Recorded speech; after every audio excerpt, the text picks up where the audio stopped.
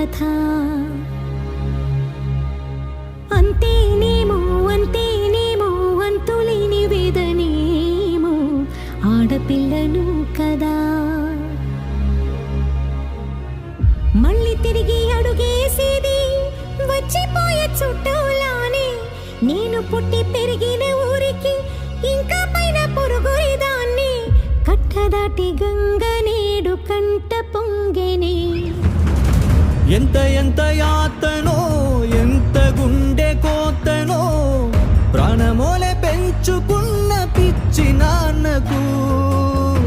దూలమిరిగి భుజముపై పడిన పిడుగు పాటిది ఇంతకన్నా